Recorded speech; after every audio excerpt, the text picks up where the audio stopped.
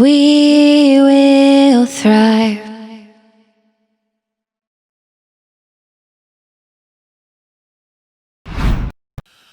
Baruch atah Adonai Eloheinu, melech haolam, asher kirishanu b'mitzvotav, v'tzivanu la'asok b'divrei Torah. La'asok b'divrei Torah, la'asok b'divrei Torah. La'asok b'divrei Torah, la'asok b'divrei Torah. Hi, I'm Rabbi Michael Barclay, here at Temple Ner Simcha in Westlake Village on WeWillThrive.com, and I hope you've been having a wonderful experience during this marathon of teaching with different teachers around the world. You know, this coronavirus has caused a lot of fear, a lot of challenges, and yet fear also has its benefits. In many ways, the challenges of fear revolving around this virus have been much worse than the sickness itself, and let's not discount, even one death is one too many. At the same time, where there is fear, there is the opportunity for awe. There's an opportunity for faith. Faith and fear cannot exist at the same moment in the same time. The opposite of fear is not courage.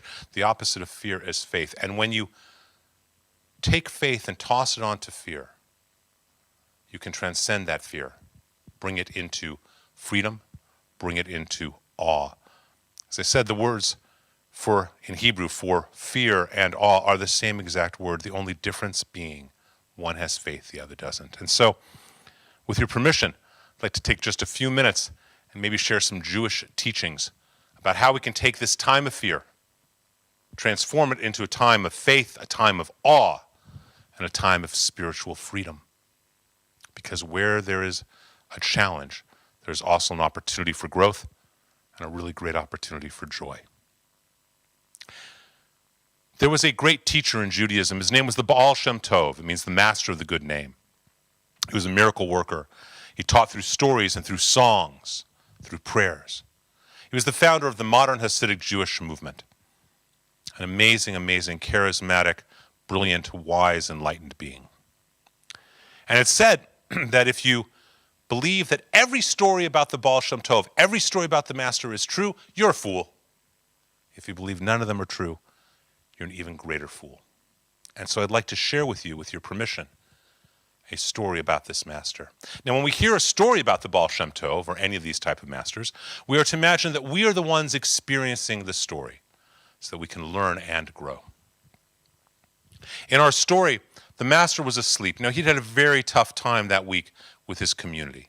They just weren't getting it. They weren't seeing the divinity of every moment. They weren't experiencing God's presence, the beautiful spirituality in literally every moment. And he was a little frustrated. They were so concerned about their fears, kind of like so many people are now, especially those quarantined, those who are feeling alone. And in this story, the master was asleep and he had a dream. And again, we are to imagine that we are the ones dreaming. We are the ones participating in this experience. The master felt his spirit pulled out of his body. And he was cold, and it was scary, and there was fog, and he couldn't see, but he could feel himself being pulled. And as he walked, he tried to speak, to ask a question, but he could not find his voice. He was being pulled through the mist, his spirit moving, and it was scary, and it was awesome, and he still could not find a voice. Suddenly the mist parted, and the master found himself standing on a cliff. Far, far below him was his community, his village.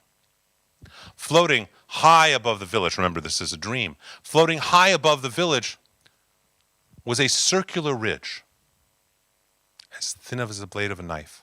And there was a man walking in circles on this ridge, this circular ridge.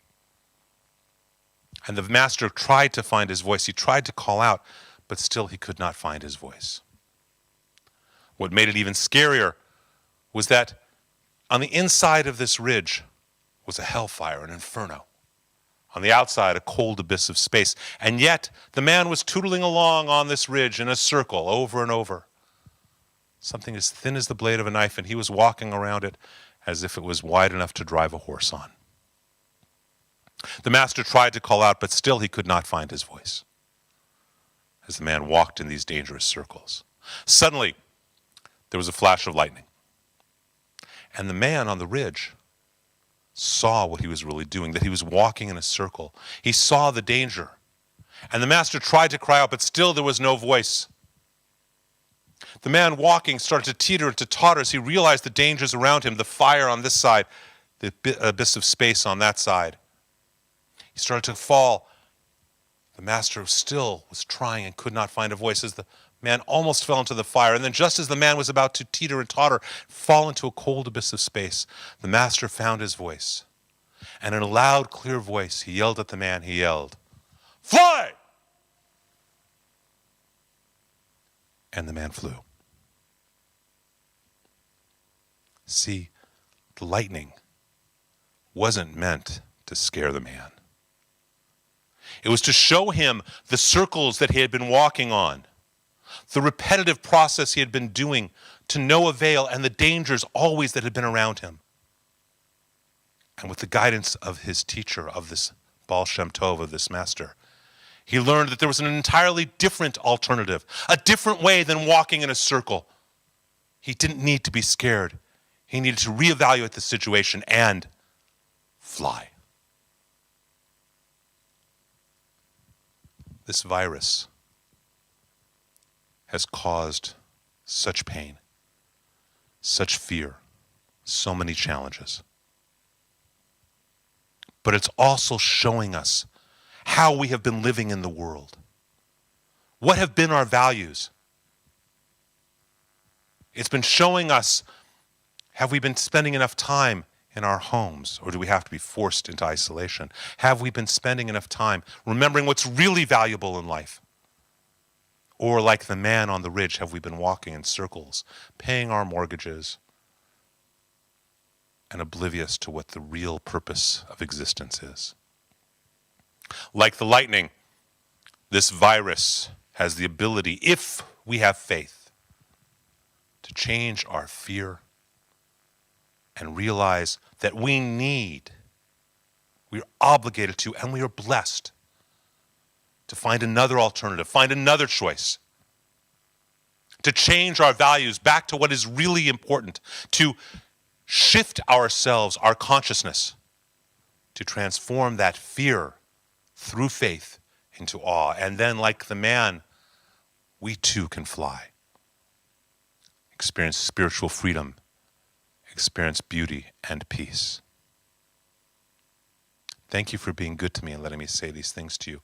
I hope you will meditate and contemplate this story, and that every time any of us start to feel fear, we remember it is an opportunity to fly. It is an opportunity to change, to grow. And as a result, to find a tikkun ha'olam, our piece of repairing the world that only we can do. We each have a piece, something that only we can do. It's like an orchestra. Each of us need to take our lives and find the one instrument we are supposed to play with the one note and play it in tune. This is our tikkun ha'olam, our piece of repairing the world. I can't do yours, you can't do mine. But here's what I can tell you. When everyone is doing their own tikkun ha'olam, when everyone has found their instrument of their soul, they're playing it in tune, then this is the sound of heaven on earth. My prayer for all of us is that we transcend fear, that we always have faith, and that we all are blessed together to be able to see a time of good health, of joy, of peace, and of love. I'm Rabbi Michael Barclay on WeWillThrive.com from Temple Ner Simcha in Westlake Village. Many blessings to you. I hope that all of us are able to find joy in these times.